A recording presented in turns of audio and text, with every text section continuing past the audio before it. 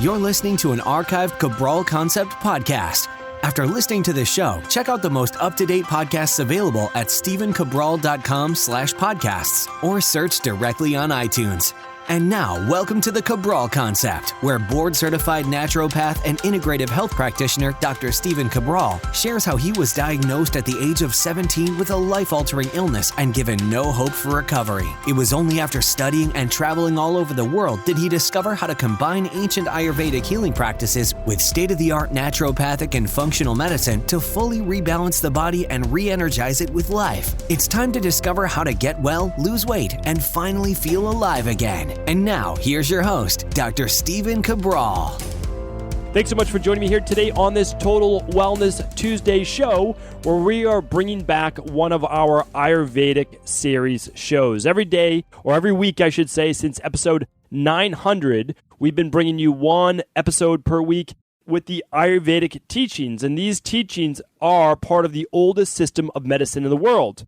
Now, we think that we've come so far in our modern day technology, our modern day science, and our modern day medicine, but the truth is that Ayurvedic medicine somehow, some way, knew the majority of this, if not all of this, 6,000 years ago. The problem is it was written in a different language and in a little different way than we comprehend today. But my goal with, hopefully every single week, with one show on Ayurvedic medicine, is to distill the Ayurvedic teachings, and not only how it applies today, but maybe a lot of things that we've forgotten about, that they knew about 6,000 years ago that we're still rediscovering to this day. So always excites me to be able to talk on this topic. Really excited to get into today's show. And today's show is on the 6 stages of disease development. Now, one of the big things in natural medicine, so really more towards, I would say, bioregulatory medicine is the only thing that we have in terms of modern day medicine that talks about the disease pathology. It's not even talked about so much so in, I would say, naturopathic medicine or in naturopathy, like if you go to school to become a naturopathic doctor. And that's because that the systems are forcing naturopathic doctors to become more like a conventional medicine doctor. It's forcing it into this very sterile-based system that if you have this, then you do this. But oftentimes, it is the patient's story. It's where they're coming to you from and what else has gone in their life besides just what shows up on a lab test. A lab test numbers are very important to me. We lab test everyone in my practice. But what I want to say is the patient's story is just as important. This means that what they've gone through in their life, how they got here, how they may have gotten sick, whether it's a digestive-based issue, whether it's mental, emotional, whether it's skin rash, like whatever it is. I want to see, besides their lab numbers, what else is going on? Because sometimes the lab, as great as they are, aren't going to pick up on everything. So it's our job as natural health practitioners to also listen to the story, and if it doesn't come through in the labs, that we can still work on those imbalances as well. Now, the interesting thing, though, although bioregulatory medicine has picked up the torch from Ayurveda and continued on with this thing of the disease pathology, that we do have to go back to the source. So I love both. Like, I'm a true bioregulatory practitioner and a true Ayurvedic medicine practitioner. You can be both. Like, you can love both. I love orthomolecular medicine. I love traditional Chinese medicine. I love traditional naturopathy. Love state-of-the-art functional medicine, naturopathic medicine. You know, and I love conventional medicine. I really do. A lot of people think that I speak down upon it, and that is true, but only when trying to treat chronic-based conditions. You don't treat chronic-based conditions by masking the symptoms. That's not okay. You don't do that. Not only are you not helping the person, you're actually making them worse. Because what you're doing is you're taking away the symptoms, and that disease is festering in the body, and you're going to see that here today. So my goal with conventional medicine is to use it for acute-based care. If someone's having a heart attack or just had a heart attack, they're having a stroke, you get them to the emergency room and use the best of emergency-based medicine. And I also see nothing wrong with having your blood work run once to twice a year. You should do that. That's your annual physical or your twice-a-year check-in. But that blood work is not going to show you the underlying root cause imbalances. I know a lot of people out there, they're going to a functional medicine doctor and they're running their blood work. That's great. But blood work is not true functional medicine. Blood work is one part of functional medicine because you don't want to just look in the blood or even the red blood cells. That's great. That absolutely fantastic. Looking in the red blood cells is much deeper. Looking at the blood itself just shows you that the body's doing well enough to maintain homeostasis. It has nothing to do at a tissue level with how the body is acting. So that's really important to look at that. Meaning, you're not going to look, for the most part, at digestive function from blood work. Sure, you could look to see if the albumin levels are too high, with poor protein digestion. You could start to see, or too low. You could start to see if BUN or BUN is getting too elevated, creatinine levels. You can look at all of those things with the kidneys, and that may be from digestion as well. There's a lot you can look at, right? LDH, potassium, to see if those are getting too elevated with tissue-based destruction. Someone's becoming too catabolic. But I would much rather look at a thyroid adrenal hormone or a hair tissue mineral analysis in order to see if someone's becoming too catabolic or they're getting too stressed. And I would rather look at an organic acids test and a stool test to look at digestive function rather than blood work. Because now I'm looking at the source. Even if you could comprehend it from blood work, because you know what you're looking at, what I would say is it doesn't tell you what the source of the digestive issue is. It doesn't tell you what the source of the catabolic nature is. And that's why you go to the source with functional medicine lab testing beyond blood work. And you can look up previous podcasts on that. I've done something called Dr. Cabral Big 5 or my Big 5 lab test where I go through all the different 5. And I speak about them on most weekend host calls. But what I want to talk about today is the actual disease pathology. We don't wake up one day with an autoimmune-based condition. And it's really important that people begin to see that because that's not taught in the media. They say, oh, no, now it's just your genetics or it's whatever it might be. And I'll talk about that today. I'll answer that question today. But what I find most disturbing is that doctors oh, yeah, well, no, we don't really know how it happens. Well, we do know how the disease takes place. We do know that. In conventional medicine, they don't. And that's no disrespect to medical doctors and even specialists because they're brilliant minds. And I wish those brilliant minds would come over to bioregulatory medicine or true functional medicine or traditional naturopathy or studying Ayurveda. And the reason is they already have the background and now they could learn about what actually takes place in the body. Because remember, as brilliant as a lot of medical doctors are, not all, but a lot, as brilliant as a lot of specialists are, they're never taught how disease pathology truly takes place. And if you're not taught that from the American medical system and association, then you're not going to know it. So meaning there's a lot of things that many of us could be great at, but we haven't been given the education on that topic, right? And so it's our job to go out and seek it first, and then to put in the time and just study it and listen to the podcast, read the articles, do the certifications, et cetera, right? We just learn more about the topic.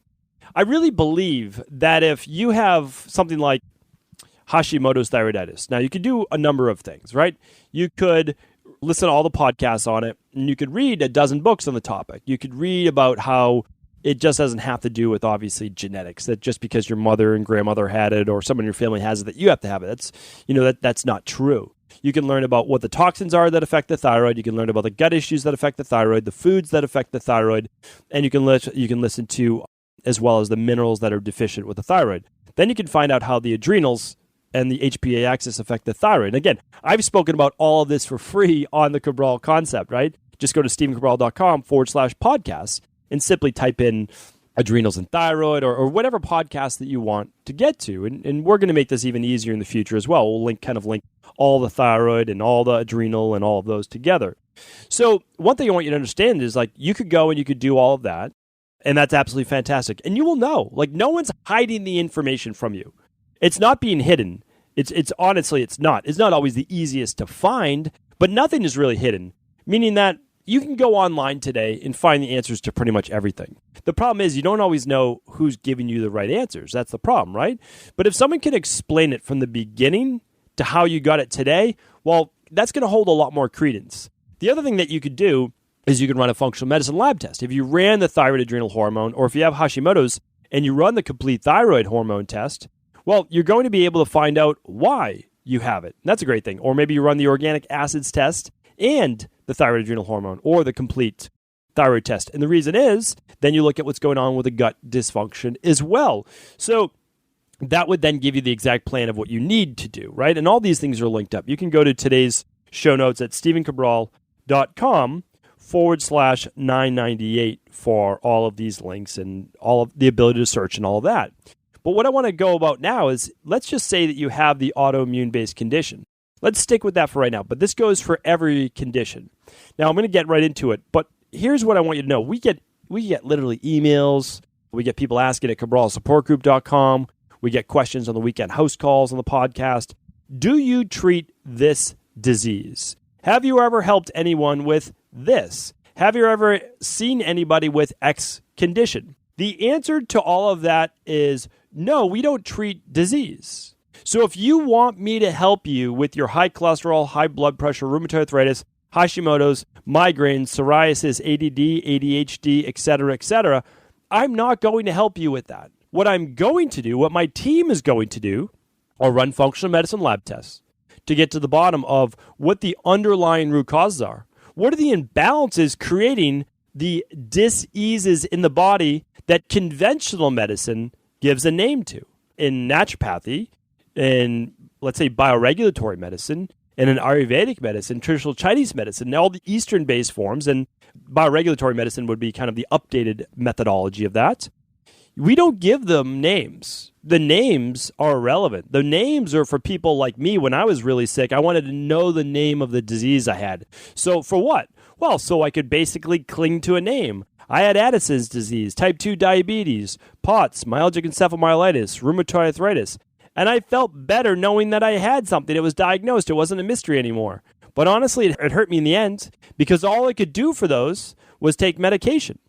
There was no way out. But in the natural health-based world, what we can do is we understand that all of those things are a manifestation of the body moving through the disease pathology, the stages of disease, and ending up at the end with this disease, right? That's the last stage. The last fifth and sixth stage is actually the disease manifestation, right?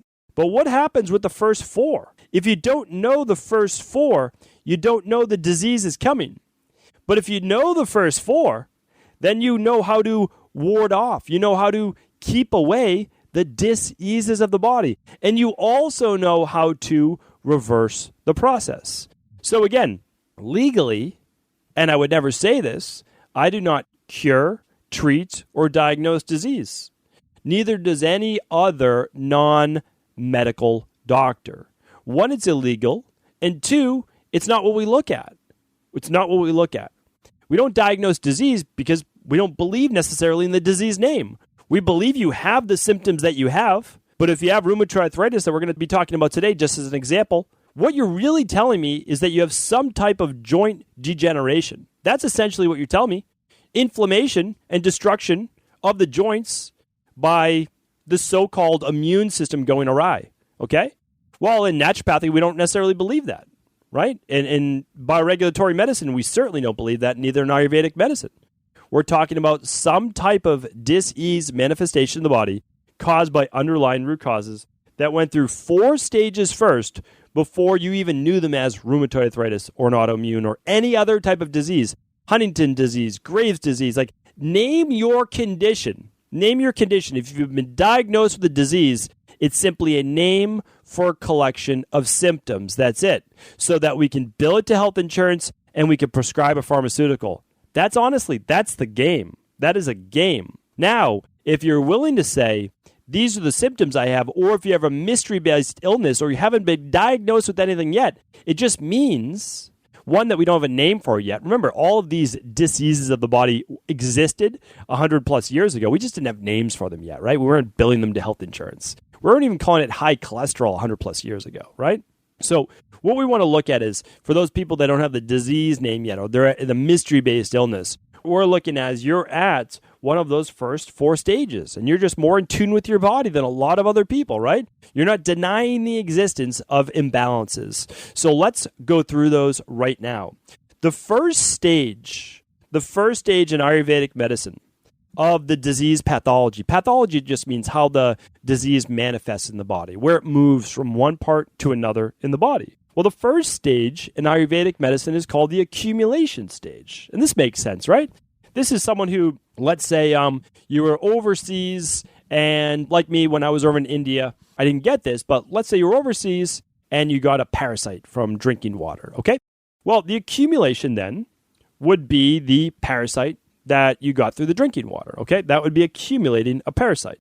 But it can also come from within, meaning that the accumulation can be you're eating a poor diet, right? And the poor diet would mean that you're eating too much dairy, too much heavy foods, and you're creating a lot of mucus in the body. You're creating a lot of inflammation in the intestines, which then causes the body to produce more mucus. We say like, oh, these are mucus-based foods. Well, the food itself isn't the mucus-based food. It's what the body does to protect itself to create mucus, because mucus is going to bring more white blood cells. Mucus is also going to create a coating around the stomach mucosa as well as the lining so that it doesn't deteriorate and literally get a hole in it like an ulcer. So you have to understand the body's not messing up. The body's protecting itself from you, from what you're doing in the environment. Now remember, a lot of these things are unconscious. You're not necessarily to blame. You're not knowing that you're being exposed to EMFs. You're not knowing that these foods were contained with pesticides unless you were taught that. You don't know or give your children these colored drinks that contain all sorts of different dyes and paint. You didn't know that, but it's affecting your child's nervous system, their ability to concentrate, their temper, their mood. All of these things are caused and have been proven to be neurological-based stimulants or inflammants by taking in these paints, by taking in MSG, by taking in these artificial sweeteners. Everything you put in your body causes a reaction. Well, in stage 1 in Ayurveda, that's called the accumulation.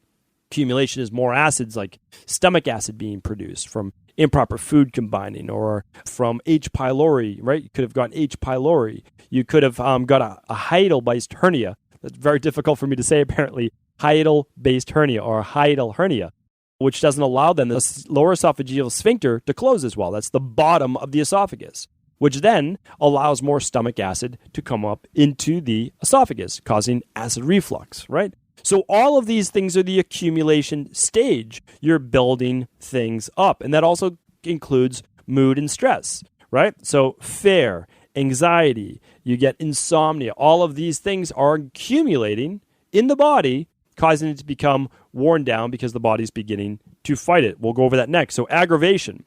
The second stage in Ayurveda of moving towards a disease. Remember, you don't have a disease yet.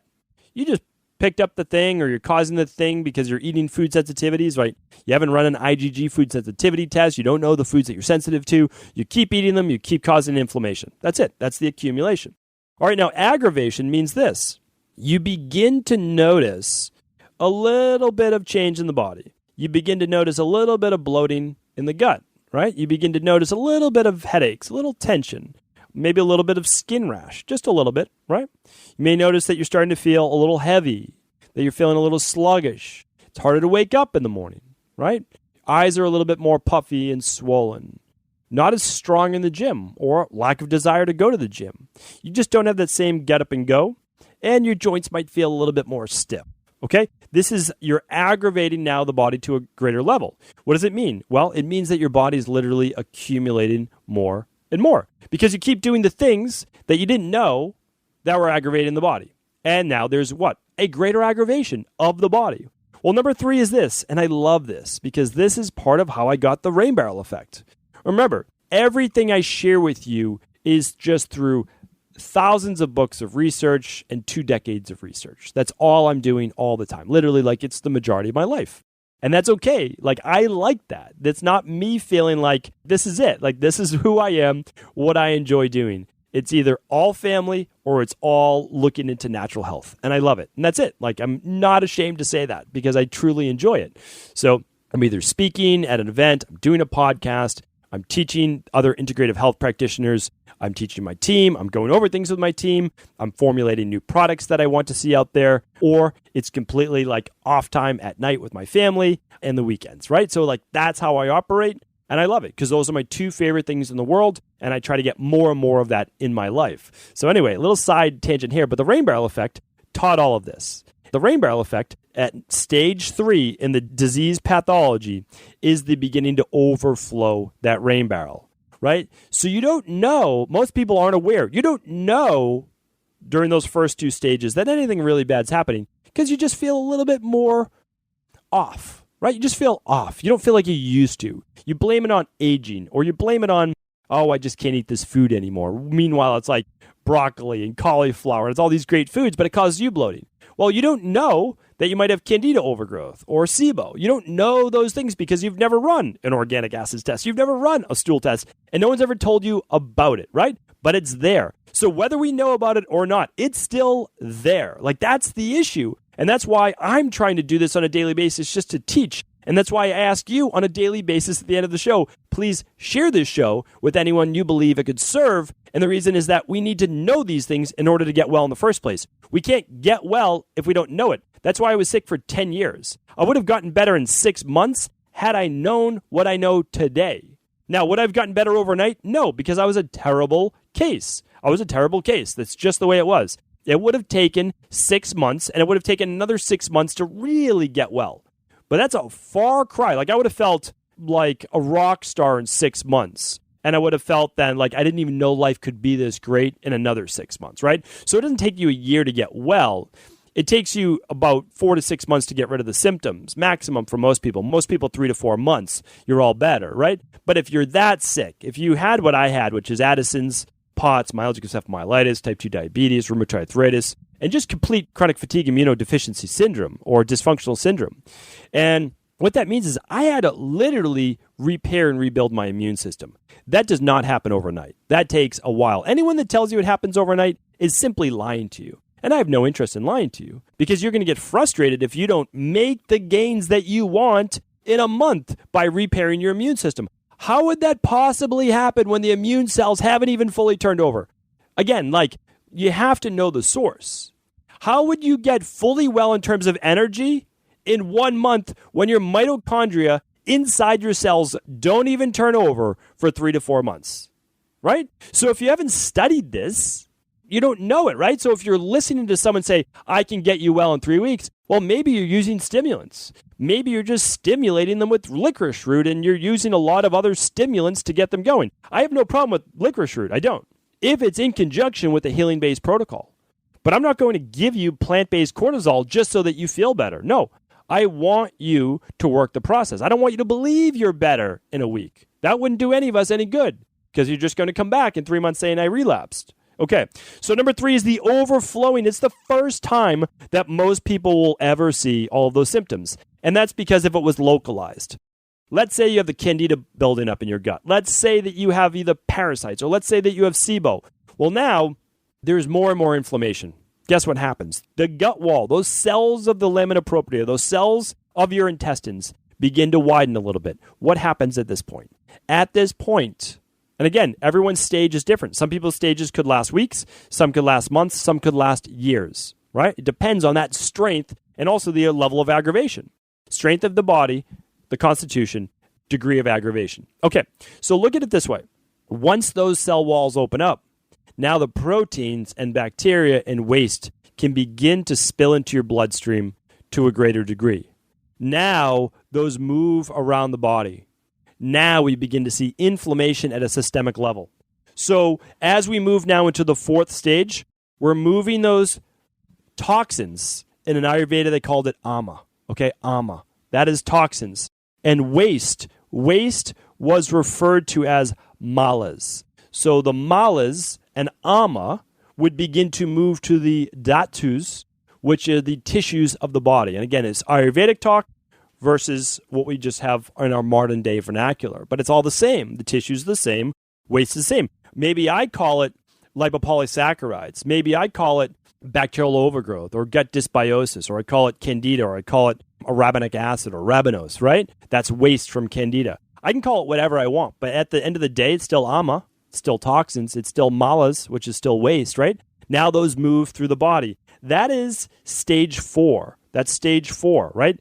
But now here's where genetics matter, and I wrote about this in the rain barrel effect. Your genetics only matter at this stage, right? It matters now. Because where do those toxins go to? The weak spots of the body. The weak spots of the body. So yes, now it matters if everyone in your family had Hashimoto's thyroiditis. now you will get it as well. If everyone in your family had breast cancer, now you will get it as well. If everyone in your family, like me, all 4 grandparents, both of my parents had rheumatoid arthritis, now I got it too at 17 years old.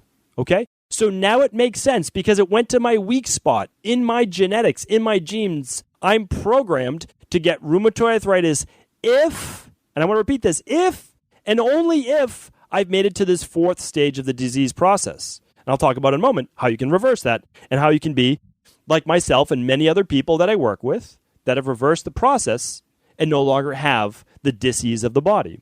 So the 5th stage is this, the manifestation. This is now where in conventional medicine, they can say, oh, look, a high RA factor on your blood work for rheumatoid arthritis, a high SED rate, a high white blood cell, a high whatever, right? A high tissue destruction. Of course, now you see it, but you're at the 5th stage. You're at the 5th stage, which in homotoxicology, which is part of bioregulatory medicine, I'll link that at the end, that's the 5th stage as well. It's amazing how the two link up. It is absolutely amazing, okay? That's called the autoimmune stage in bioregulatory medicine, homotoxicology.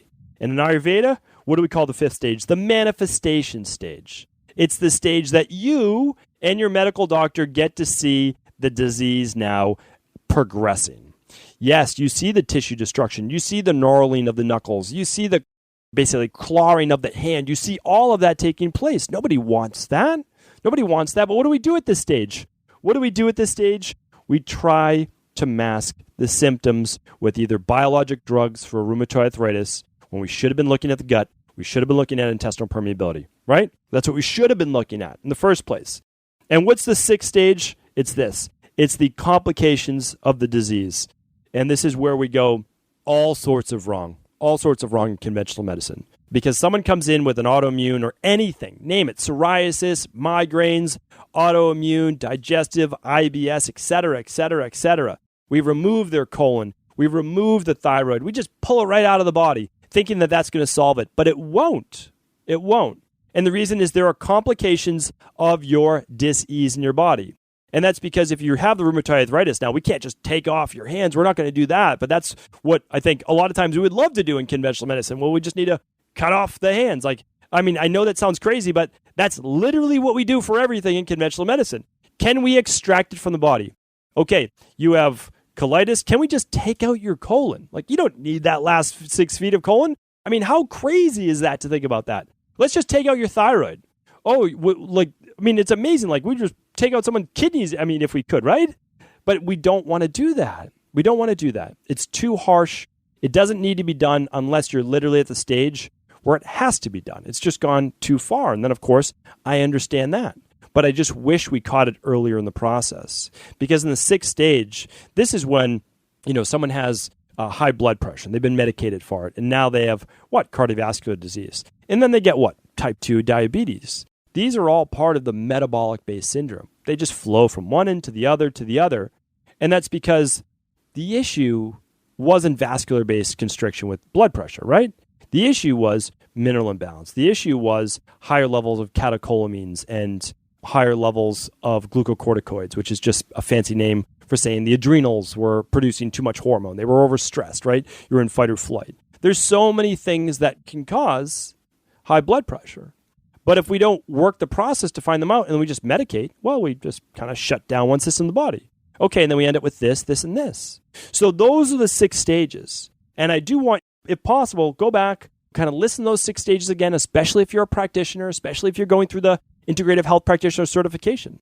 Because you're going to be able to see where people are at in this. You're going to see what stage they're at. Because not everyone comes in with a disease. They just don't feel their best. They don't feel well. So most likely, if they don't feel well, they've just reached stage 3. They've just reached the overflowing of their rain barrel, and they're starting to come in with symptoms. Maybe not a diagnosed disease yet. Maybe that genetics are just starting to play into hand. That's stage 4. But they don't have the disease diagnosis like in stage 5. So what I'd like to do for you now is give a follow-up to this podcast. I know it was done previously, but this is the Ayurvedic methodology. Now, it holds true today just as much as it did 6,000 years ago. Why does it hold true? Because we're still humans. Our bodies haven't changed. We literally have the same physiology of the body. Our bodies are literally the same that they were basically 6,000 years ago.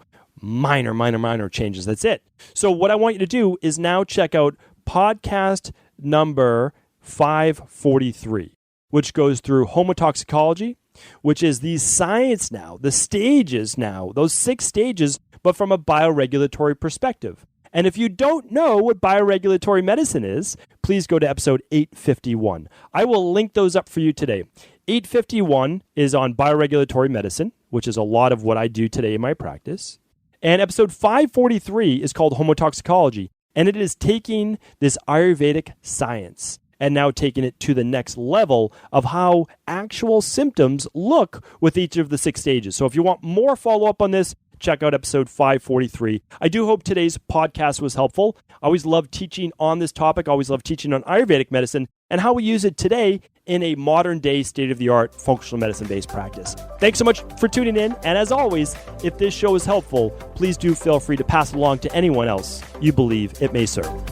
I want to sincerely thank you for your support of this podcast. I couldn't do it without you, and I mean that. I truly do. I also want to make sure you knew that we now have multiple ways for you to find your answers to the most difficult health, wellness, weight loss, and anti-aging questions. You can find podcast-specific topics like thyroid, adrenal, hormones, sleep, digestion, Ayurveda, and many more at stevencabral.com/podcasts that will then link you to your favorite Apple, Spotify, and other podcast players. Plus, all new podcasts and weekly exclusive video content is being added to our YouTube channel at youtube.com/Stephen Cabral. And that's Stephen with a PH. Head on over and subscribe so that you don't miss any of the exclusive content.